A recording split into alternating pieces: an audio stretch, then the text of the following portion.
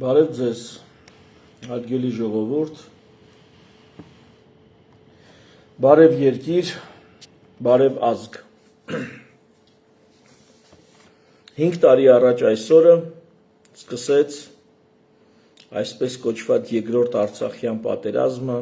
կամ 44-օրյա պատերազմը։ Ես այս հաղորդումը վերնագրեցի հիշատակ արևորդի նահատակներին։ Նահատակները դրանք գաղափարի համար, համոզմունքների համար զոհվածներն են։ Եվ ըստ էության մեր եղբայրները եւ քույրերը զոհվեցին համոզմունքի համար։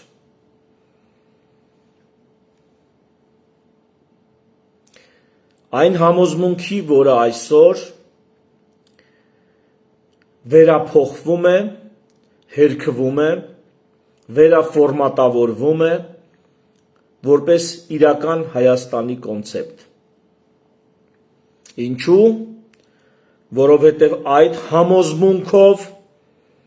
կան մարդիկ, ովքեր պետք է պատասխան տան անկախ դատարանի առաջ։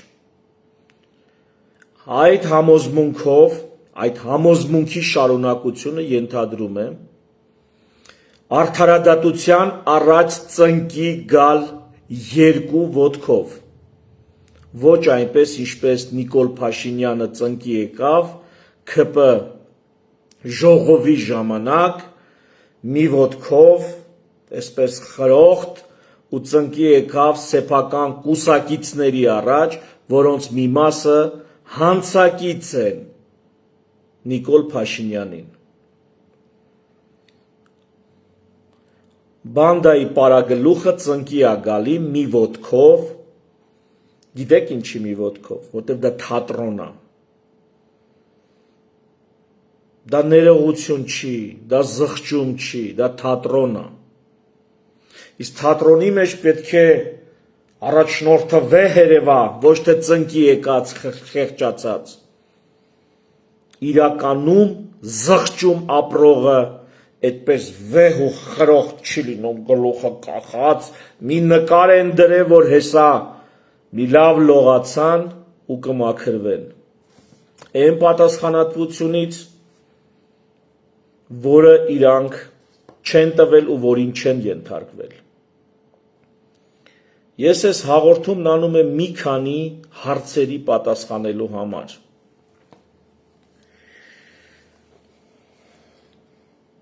Բայց այդ հարցերին միջև գալը եկեք սկսենք 18 թվականից։ Սրա մասին բազմիցս խոսվել է։ Բայց 18 թվականին Սերժ Սարգսյանը, երբ իշխանությունը տալիս էր, հանձնում էր Նիկոլ Փաշինյանին որոշակի բեմականացմամբ, հենց այդ ժամանակ եմ ես ասել, հենց իր հրաժարական տալու օրն եմ ասել, թե հաջորդ օրը, որ սա բեմականացում է, բայց ես կարծում էի,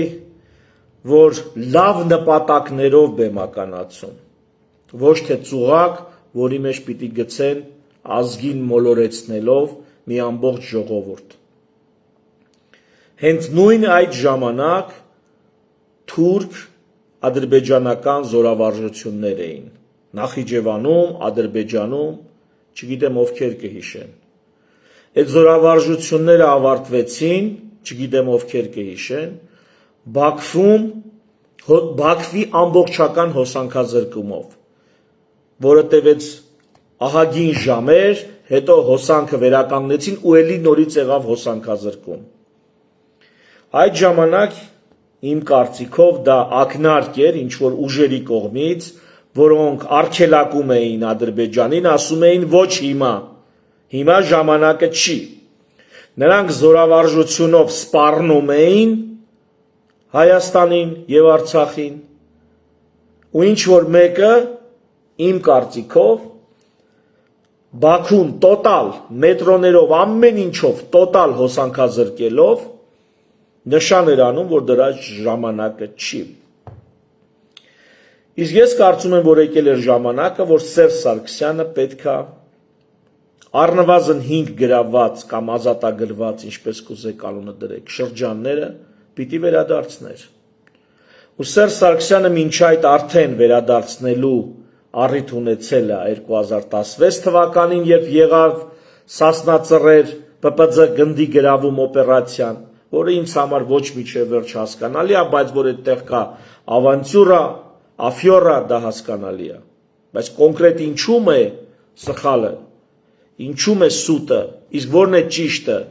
ամբողջական եւ այսպես դետալավորված ես չգիտեմ։ Չեմ հասկանում, բայց հասկանում եմ, որ այնտեղ մեծ կեղծիք կա։ Կազմակերպիչների մակարդակում։ Ահա իշխանությունը տրվեց Նիկոլ Փաշինյանին, որով եւս 2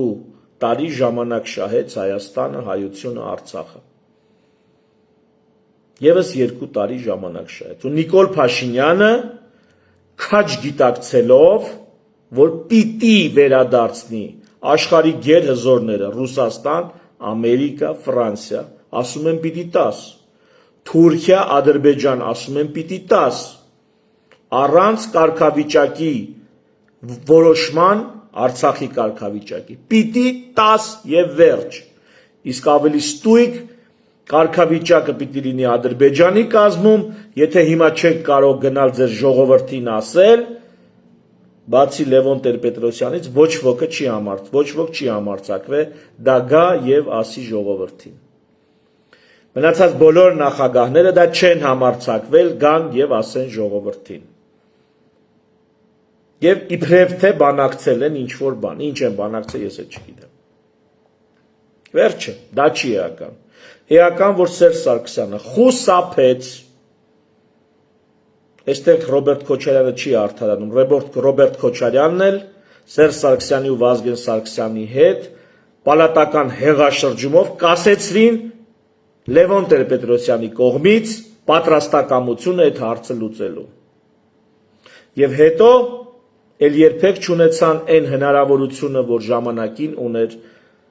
Հայաստանը, Արցախը Լևոն Տեր-Պետրոսյանի օրոք, փուլային տարբերակով։ Կարելի է սրանից էլ ավելի առաջ գնալ, Լևոն Տեր-Պետրոսյանին էլ առանձին մեղադրել, բայց գանք մեր օրեր։ Նիկոլ Փաշինյանին պատերազմը սկսելուց դեռ էական ժամանակ առաջ զեկուցվել է, որ հայկական բանակը կապ չունի Հայաստանինն է, թե պաշտպանության բանակն է Լեռնային Ղարաբաղի, դա կապ չունի։ Պատերազմի հնարավորություն չունի, պատերազմելու ունակություն չունի։ Եթե չեմ սխալվում, մոտավորապես այսպիսի տվյալներ է հաղորդվել Նիկոլ Փաշինյանին։ Արցախյան ճակատում բանակը կարա դիմանա 7 օր, եթե Նախիջևանից էլ ճակատ բացեն ադրբեջանցիները եւ թուրքերը, բանակը կարող է դիմանալ 3 օր, ոչ ավել։ Սա այն ժամանակահատվածն է, որը տրված է քաղաքական իշխանություններին, գերագույն գլխավոր հրամանատարին որոշում կայացնելու եւ մեր ապագա քաղաքականությունը որոշելու։ Այստեղ շատ կարևոր մի հարցի պիտի անդրադառնամ, որը հարցերից մեկն է, ոչ առաջինը, բայց կարևորը։ Երբ որ Նիկոլ Փաշինյանը կանգնում ասում է, ես ժողովրդին հարցրի, ասեցի ուզում եք, սենց միայն համբալը կարա խոսա, որովհետև եթե պիտի ամեն նման պահի պետական գործիչը, գերագույն գլխավոր հրամանատարը ֆրասի ուզում եք, բայց ինչի են քեզ ընտրել, այսինքն դու որոշում կայացնելու ունակ չես, դեգեներատ, ում ես հարցնում, ուսուցիչը աշակերտներին հարցնում, ուզում եք այս դասը սովորեք, ուզում եք քննություն հանձնեք, Ոչ, ուսուցիչը գիտի պիտի այդ քննությունը հանձնեն, որպեսզի ավարտեն ու գնան ենթադրենք հետագա իրանց կյանքը շարունակեն։ Եվ չի հարցնում, ուզում եք, այլ որոշում է թե ինչ քննություն, ինչ հարցաշարով եւ ինչ ծրագրով պիտի հանձնեն։ Հանձնելու են այսօր թե 6 ամսից։ Բոլոր նրանք Նիկոլ Փաշինյանի պաշտպանները, ովքեր ասում են, Նիկոլ Փաշինյանը ժողովրդին հարցրեց, ուզում եք կանգնեցնեն պատերազմը։ Նիկոլ Փաշինյանը կարա՞ր այդ ժողովրդին, ինչպես խոստացել էր, մի ոչ շուտ հարցներ, ոչ թե պատերազմի օրը, պատերազմը սկսելուց հետո։ Նիկոլ Փաշինյանը պիտի հարցներ, ուզում եք 5 շրջան վերադարձնենք, որտեղ եթե 7 օրից ավել տևեց պատերազմը, իսկ Նախիջևանից ճակատ բացելու դեպքում 3 օրից ավել տևեց պատերազմը, կորցնելու ենք ամեն ինչ։ Կարար սա ասել։ Պարտավոր էր սա ասել։ Չէ, ուրեմն չպետք է հարցներ։ Իսկ եթե հարցնում ես, ուրեմն ասա ամբողջ ճշմարտությունը, որ քեզ պատասխանողը մտածված, գիտակցված, պատասխանատու կերպով ասի իր գնահատականը կամ կարծիքը։ Մի կողմ թողնենք, որ ժողովրդից կարծիքը հարցնում են մի ճանապարհով, հանրաքվե։ Պետություններում, ոչ թե ցեղախմբերում, պետություններում ժողովրդից կարծիք հարցնելու մի ձև կա։ Հանրաքվե, ինստիտուցիոնալ եղանակ։ Իսկ եթե ցեղախումբը կարան հավաքվեն կրակի շուրջ ու ոչդը գիշերը հարցնի կրակի շուրջ հավաքվածներ այսպես պատասխանեն իրանց կարծիքը հայտնեն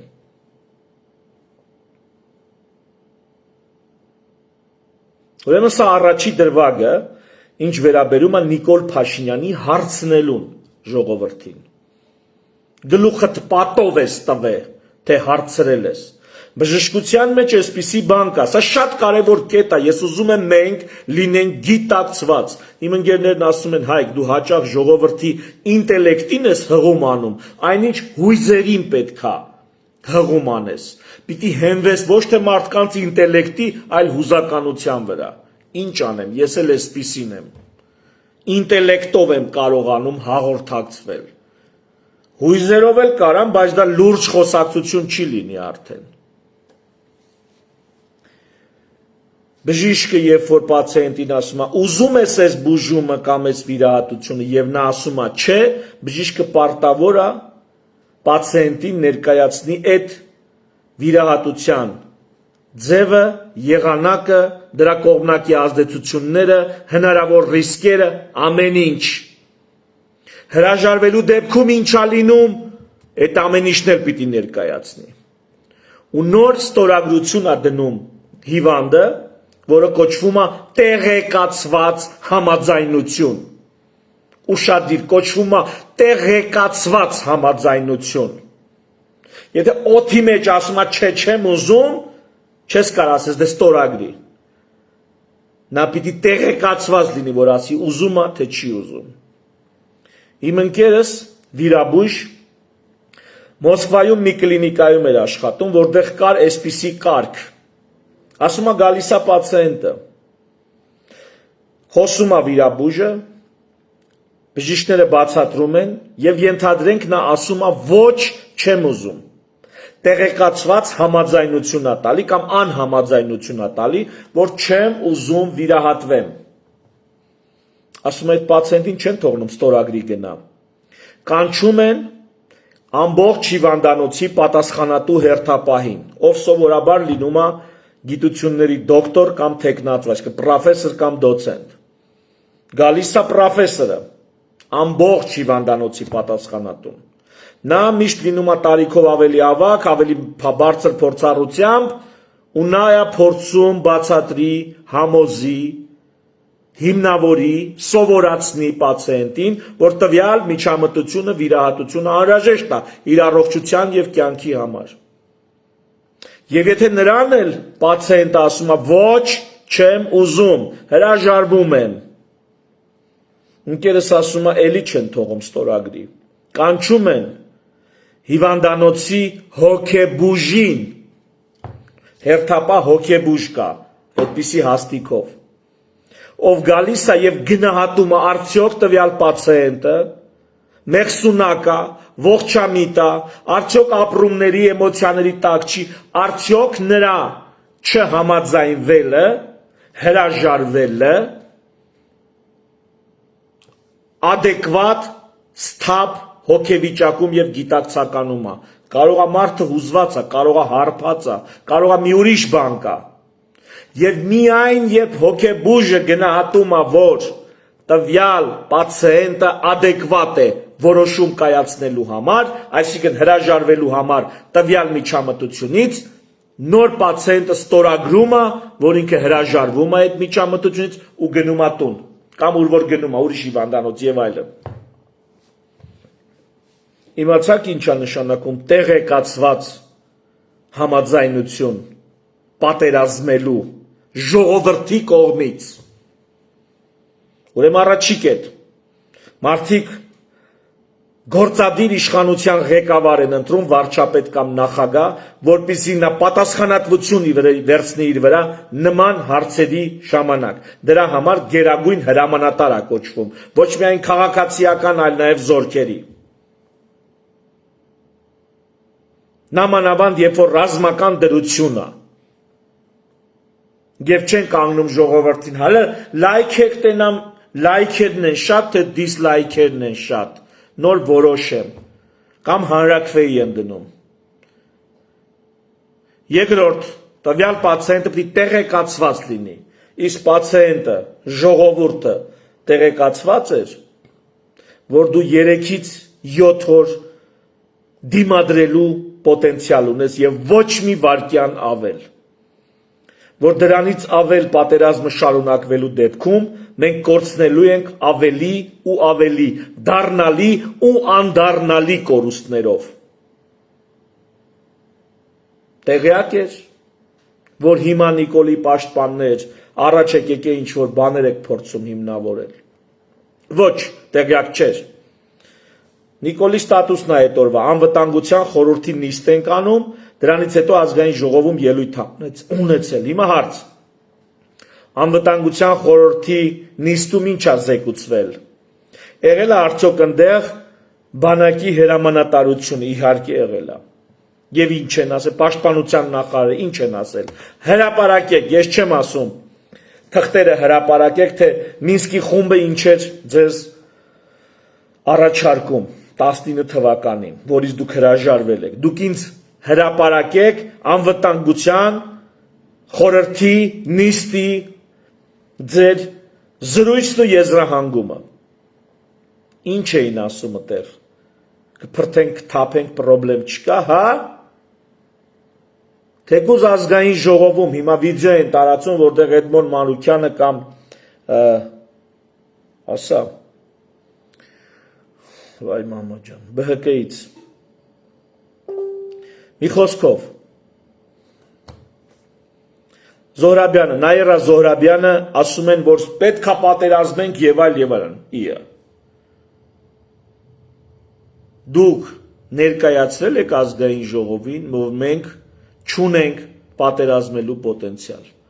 որ այն ամբողջ լեգենդը տարածաշրջանի ամենամարտունակ բանակի մասին վաղուց իրականությանը չի համապատասխանում։ Դուք դա ներկայացրել եք։ Ոչ, այսինքն ձեր այդ պահին դեմոկրատիա խաղալը ընդամենը մանիպուլյացիայի ձև է եղել։ Ընդամենը մանիպուլյացիայի ձև։ Ու դուք քաջ գիտակցելով, որ մենք մտնում ենք մեծ հարվածի տակ ու լինելու է բացառապես կորուստներ ու ոչինչ չենք շահելու, հայտարարել եք, պարոն Փաշինյան։ Ինչ էլ լինի, մենք մեզ պարտված չենք ճանաչի։ Դուք արդեն գիտեիք ինչա լինելու։ Դա փաստագրված է։ Ավելի ուշ դուք ասել էիք, հայտարարել եք, եթե ասեի ողջ ճշմարտությունը, եթե չէի կարող, ես ինքս ինձ չէի կարող ասել եք, այսինքն կար թաքցված ճշմարտություն։ Մի ուրիշ առիթով ասել եք, եթե տայինք էլի նույններ լինելու պարզապես առանց պատերազմի։ Այն գլխից կարելի է սենց արդյունքը հասնել առանց պատերազմի։ Մի ուրիշ դեպքում ասել եք, որ ձեզ դավաճան կասեին, եթե դուք վարվեիք ողջամիտ adekvat։ Դուք իմացել եք, ինչի տակ եք մտցնում երկիրը։ Զինվորականները, ծայրահեղ հայրենասերները, կամ ծայրահեղական հայրենասերները կարող են ոգևորությունից ելնելով կամ որպես մարդիկ պատրաստ լինեն ցանկացած դեպքում իրենց կյանքը նվիրաբերել, բայց դուք իրավունք ունեք նրանց կյանքի հետ այդ տեսակ մանիպուլյացիաներ անել։ Եթե գիտեք, որ հեռանկար չկա,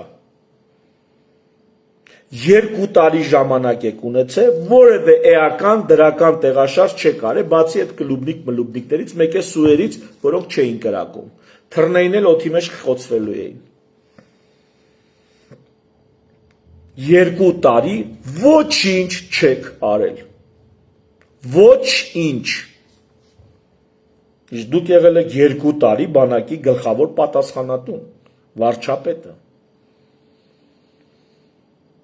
Մի ուրիշ հարց, իսկ ժողովուրդը կներեր, եթե Նիկոլ Փաշինյանը զիջումներ աներ առանց պատերազմի։ Ասենք թե չէր ների, եւ հիմա Նիկոլի քամագն ավելի կարևոր, թե մի քանի հազար երիտասարդի կյանքը ու նրանց ընտանիքների ողբերգությունը։ Որն ավելի, ու մի ամբողջ ազգի կոտրված ողնաշարը, որն ավելի կարևոր։ Մի ուրիշ փաստարկ, այն ամբողջ փաստարկները, հիմնավորումները, որ Նիկոլ Փաշինյանը բերել է պատերազմից հետո, սկսած բանակի վիճակից, փաստաթղթային բազայից, միջազգային դրությունից եւ այլն եւ այլն եւ այլն։ Այդ ամենը չէիք կարող միջև պատերազմը ներկայացնեիք։ Եթե դու պատերազմը տալուց հետո կարող եք մարսել դա, փորձեիք դա անել միջև պատերազմը, նույն ձև ժողովրդին ներկայացնեիք, որ ամեն ինչ վաղուց տրված է, ամեն ինչ վաղուց պայմանավորված է, հրապարակեիք այդ թղթերը, հիմնավորեիք մինչև պատերազմը եւ բանակը պահեիք այսօր Սյունիքի անառիկությունը ապահովելու համար, առանց ազգի ողնաշարը կոտրելու։ Գնայիք այդ միջանկյալ վիճակին, մեկ այլ ստատուս քվոյի, ոչ թե միջանկյալ կարգավիճակի, այլ միջանկյալ վիճակին, միջանկյալ կարգավիճակ չի էլ առաջարկվել։ Գնայիք դրան։ 16 թվականին Լուկաշենկոն Սերժ Սարգսյանին ասում է, թող ռուսական խաղաղապահները մտցնենք այդ 5 շրջանները տակ։ Պարոն Սերժ Սարգսյան, թողեիք, ուրիշ բան կարայիք անեիք ավելի լավ։ Ոչ, արևմուտքն ասում է չթողեք։ Արևմուտքի եւ Ռուսաստանի բախման մեջ մենք տաշեղ եղանք, տրականք, բեկորների բաժանվանք ու գնացինք։ Ինչ էիք մտել արևմուտք Ռուսաստան այդ պայքարի մեջ։ Ինչի էիք արևմուտքի պայքարն անում Ռուսաստանի դեմ դուրս գալիս։ Ձեր ինչին էր պետք։ Նույնը Նիկոլ Փաշինյանն արել։ Միտեղ հայտարարում են, որ Պուտինին առաջի անգամ զանգել է Պուտինի ծննդյան օրը։ Պատերազմը սկսելուց հետո առաջին անգամ Պուտինին զանգել է Պուտինի ծննդյան օրը։ Դա երբ էր։ Եթե չեմ սխալվում, հոկտեմբերի 7-ին, պատերազմից 10 օր հետո։ Բա 10 օրում հետ էիր խոսում։ 10 օր միջազգային ворկեր Մակրոնի ու պետդեպի ԱՄՆ։ Եվ ինչ էիր խոսում 7-10 օր։ Ինչ էիր խոսում։ Պուտինը քխա, փիսնա, Ռուսաստանը վատնա, այ ընկեր, կոնկրետ մեր հարցն է, ոչ Ռուսաստանի հարցն է, ոչ Ամերիկայի ու Մակրոնի։ Մեր հարցն է։ Մեր հարցն էր, ընդ դու մեր շահերի պաշտպանն էր, դու էլ Սերժն էլ քեզանից առաջ։ Դուք մեր շահերի պաշտպանն եք, թե Արևմուտքի ու Ռուսաստանի։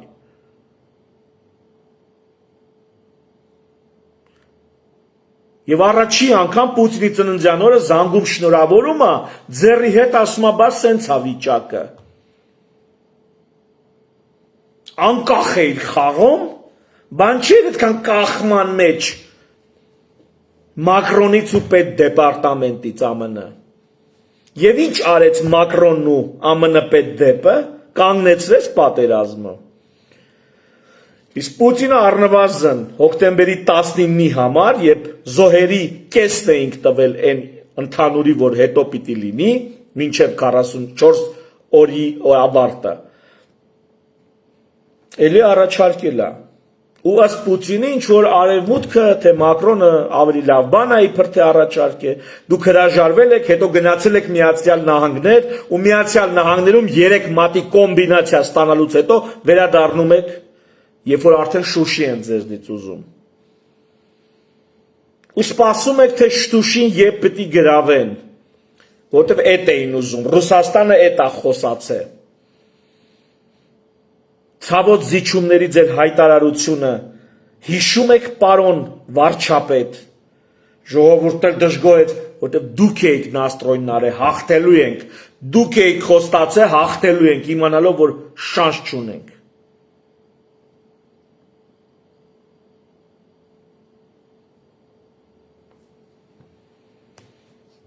Ու մեղադրում են արցախցիներից, որ ահա արցախցիները փախնում, գալիս էին, չէին մնում, չէին կռվում, հանեց զոհերի քանակով նայեք, թե բնակչության պրոպորցիայով ինչքան զոհ են տվել արցախցիները, հետո խոսեք, կռվում էին, թե ինչ էին անում։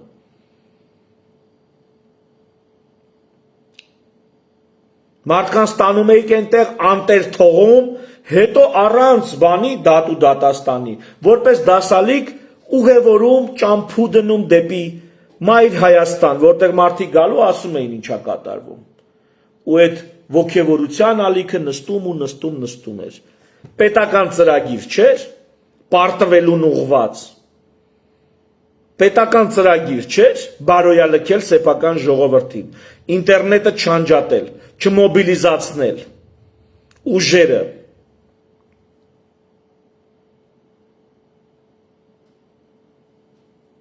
Ես ձեզ չեմ մեղադրում թույլ երկրի առաջնորդ լինելու մեջ, որը տասնյակ տարիներ թուլացրել են ձեզանից առաջ եղած սրիկաները, ներքին թշնամու հետ համագործակցելով, Սերժ Սարգսյան, Ռոբերտ Քոչարյան, ինչ որ տեղել եւ ինչ որ չափով էլ Լևոն Տեր-Պետրոսյան։ Ես դրա մեջ չեմ ձեզ մեղադրում, ես մեղադրում եմ մեզ խաբելու մեջ, հրաժարական տայք, տեսակ ինչի առաջ եք կանգնել, հրաժարական տայք, այդքան քաղցրեր իշխանությունը, այդքան քաղցրեր, հրաժարական տայք, չմտնեիք դրա տակ, Կարեն Կարապետյանը ոչ չմտավ դրա տակ, չէր կարա Կարեն Կարապետյանը վերցներ Սերժ Սարգսյանից իշխանությունը, քաջ գիտակցելով, որ Իրանն է արդեն, այդ հեղափոխության բողոքի ալիքի արդյունքում Կարեն Կարապետյանը լիներ վարչապետ, Սերժի նախագահության օրոք վարչապետ, եւ վերջ, բայց ինչի չվերցրեց Կարեն Կարապետյանը այդ բեռը, որովհետեւ իդիոտ չէր, որովհետեւ մանյակ չէր, հոգեկան առողջության լրջագույն խնդիրներ չուներ, մանյակ չէր։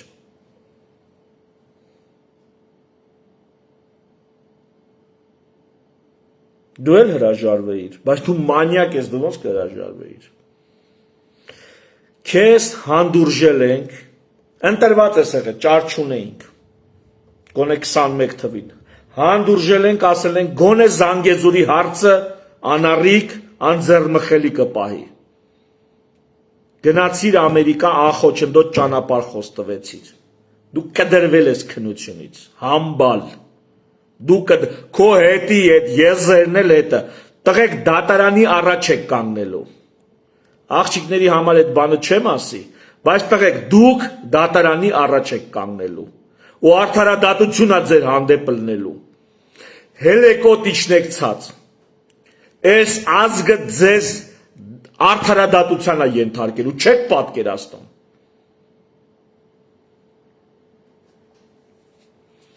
Մինչև այդ ասումա չեր կարա ասեր,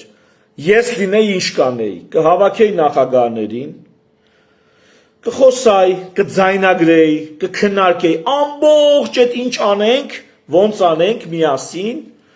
խոստանայի ինչ-որ ոսկե սարեր իրանց, ին վրա կվերցնեի, ու ծայրից ծայր կքննարկեի ինչ ենք անում, այդ ամբողջ քննարկման ժամանակ պարզա լիքը բան կխոսացվեր, որ վիճակը փակուղային է, էսա այնա, ճիշտ է, կմնար ին վրա կասեի, հա ես եմ, հանձնում եմ, վсё, դուք մաքուր եք, հետո կհրապարակեի էդի, ամբողջ ժողովրդին, կասեի տեսեք, որ նախագահներն իրանք էլ են, այդ մտքին, որ վարյանտ չկա, եթե նախագահները չվերկենային ու չասեին, որ ժողովուրդ, այս համբալը պտի հանձնի, բայց ըստ էության այլ ընտրանք չկա,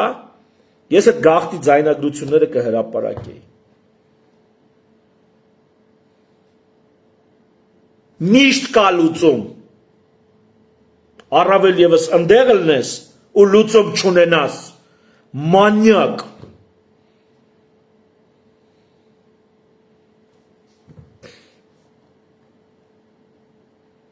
էլ ինչ կա, որ սրանք խոսում են, իբրև արդարացում, ձեզ արդարացում չկա,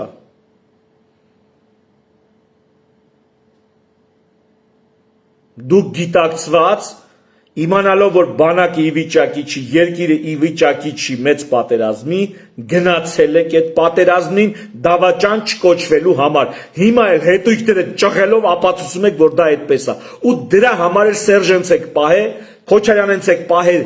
քաղաքական դաշտում որպես ձեր մրցակից Ախոյան, որ նրանց ֆոնին դուք լավ տղա երևաք, բայց դուք Մանասյան Հայկի ֆոնին շատ լախ եք։ Դրա համար Մանասյան Հայկին չեք թողի գա առաջի պլան։ Բլոկ կանեք լրիվ լրատվամիջոցներով, դուք էլ նրանք էլ ձեր հետ։ Նախկիներն էլ ձեր հետ։ Որովհետև դուք ինպես տղեկի ֆոնին շատ լախ եք։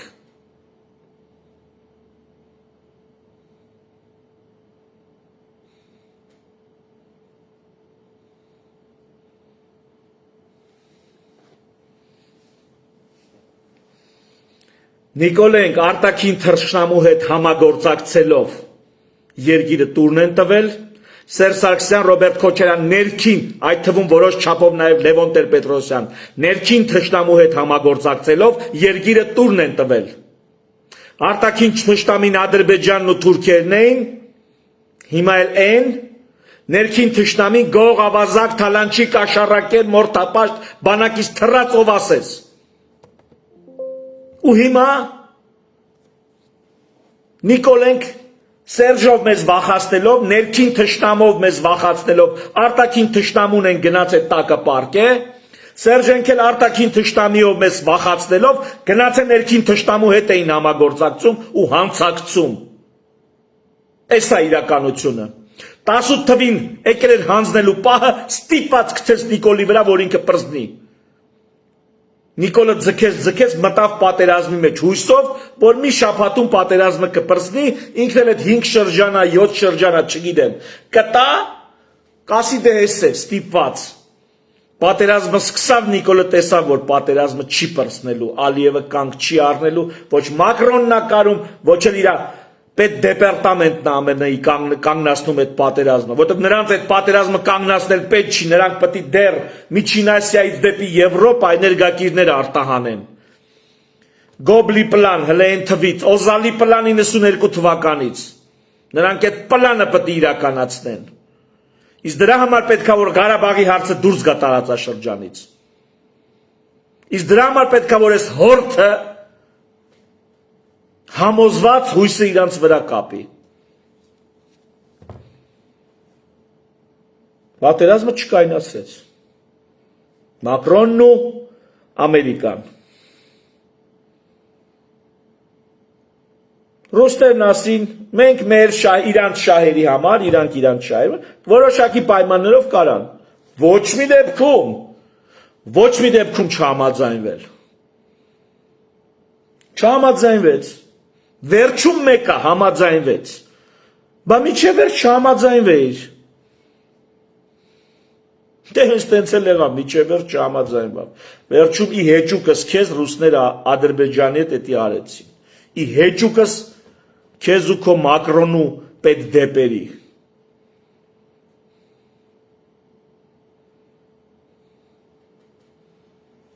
դուք հանցանք եք գործել, բոլորդ իրար հետ, հայ ազգի, հայոց պետականության առաջ դուք հանցագործներ եք, սա քաղաքական գնահատականը, սրա իրավական գնահատականը կտա անկախ դատարանը, արդարադատության առաջ դուք կանգնելու եք, ու այս ձեր թույլ տված գործողություններն ու անգործությունը վաղեմության ժամկետ չունեն, չեք ազատվելու դրանից, իշքան էլ համակիր ունենաք, իշքան էլ ելնեք սկսեք ինձ սևացնել ու իմ պեսներից սևացնել, իշքան էլ իրար դեմ դուս գաք իրար փնովեք մթամ թե դուք եք ես երկրի քաղաքական էլիտան, կողխեմ ձեր պես էլիտան,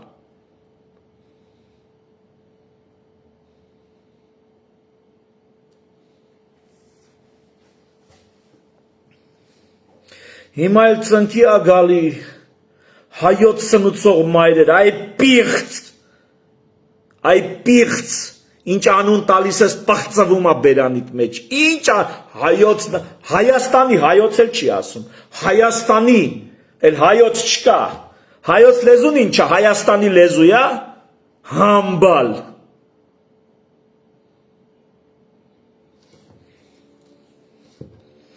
հիմա այդ պասերով ընտրությունների են պատրաստվում,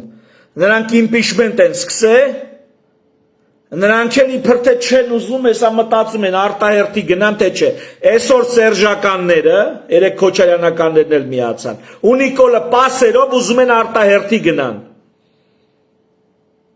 արտահերթ հիմա Նիկոլենց է որոշելիքը, Քոչարյանենք վերջնականապես որոշեցին միացան, հիմա Նիկոլենց վրա է հույսը, Նիկոլենք է գցում բռնում են, գնան արտահերթի թե չգնան, չեք ջոգում ինչա կատարվում, մինչև այսով իրեքով իրար հետ պասերով խաղում են, մինչև այսօր, Նիկոլը խոսեց արտահերթի մասին, իրանց կուսակցական ժողովին, հելան ասին հա դրա մասին խոսացել ենք, ինչ, որովհետև գիտի մինչև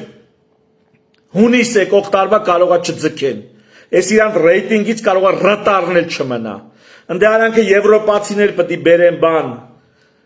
համաժողով պետք է անեն, դրանով մի քիչ ռեյտինգ պետք է ապահովեն, բայց դա ընտրություններից մի ամիս առաջ է,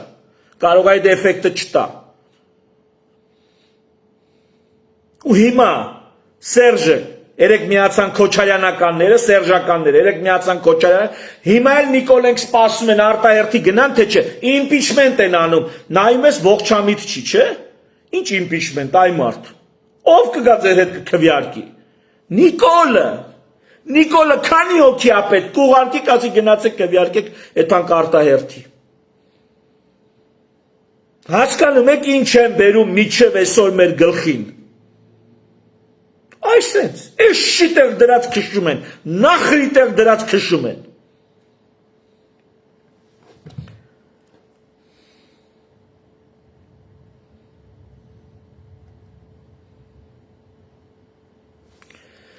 Ես էլ հոկտեմբերի 1-ին, հոկտեմբերի 1 20 թվական, ԱԱՑ-ի տարածած, ես էլ վիդեոյի հղումը, հեսա վիդեոն կդնեմ կտեսնեք,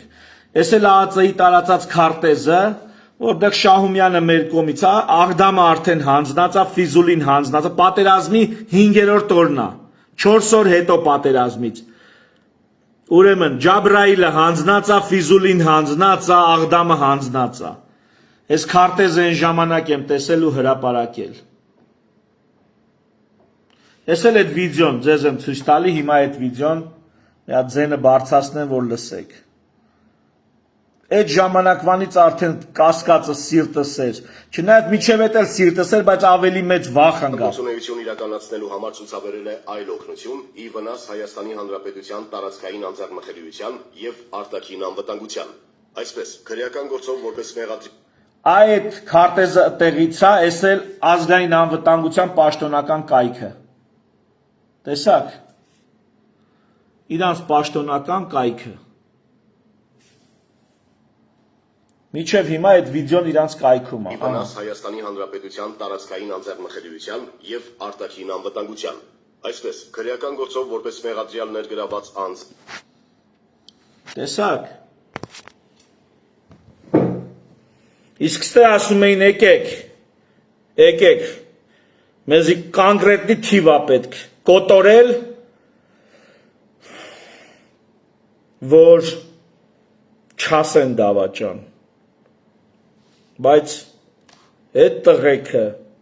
համոզմունքի համար էին գնում, գաղափարի համար էին գնում, այն համոզմունքի,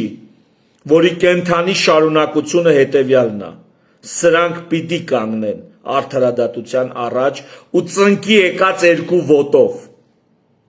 ոտով, ու ծնկի պիտի գան ոչ թե սեփական հանցակիցների, կուսակիցների առաջ, այլ ծնկի պիտի գան արդարադատության առաջ։ Եվ վերջում պիտի էլի հիշացնեմ, երեք կարդացել եմ, այսօր էլ պիտի կարդամ, հիմնադիր զավակներ նախաձեռնության, սահմանադրության սպասվելիք նախագծի նախաբանը, պրեամբուլան։ Մենք անվանադիր Հայկ Աղեղնավորից ծերող կյանքի և մշակույթի ժառանգներս ընդունում ենք Արարչի կողմից մեզ տրված առաքելությունը լինել և շարունակվել։ Ճանաչելով մարդու ազատությունը, կյանքի, սեփականության, հայրենիքի և յուրահատուկ լինելու իրավունքը, անձնական և ընտանեկան երջանկության հետապնդումը, որպես բացարձակ արժեքներ և դրանց իրագործումը որպես արդյունք մարդկային ներդաշնակ համակեցության, ինչպիսին է Հայաստանի Հանրապետությունը, որտեղ մարդիկ համախմբվում և համակարգվում են յուրաքանչյուրի կարիքները հոգալու, բնական իրավունքներն ապահովելու և ազատությունը երաշխավորելու համար։ Եվ ահա, արդարադատության, ներքին հանրային անդորի, արտաքին ոտնձգություններից միասնական պաշտպանության, համընդհանուր բարեկեցության տեսիլով իսեր հայրենականի մեզ ու մեր սերունդների համար հաստատում ենք Հայաստանի Հանրապետության այս սահմանադրությունը։ Գիշերը, որ կգնաք քնելու, գլուխներդ բարձի դնելուց, մի րոպե լռությամբ հարգեք այսօրվա հերոսների հիշատակը։ Նահատակներ են նրանք, ովքեր ընկել են հանուն գաղափարի, հանուն համոզմունքների, որի կենթանի շարունակությունն է, սրանք սկզբից մինչև վերջ պիտի կանգնեն արդար դատարանի ու արդարադատության առաջ, սրանք պիտի ծնկի գան արդարադատության առաջ։ Շնորհակալություն ուշադրության համար, ցտեսություն։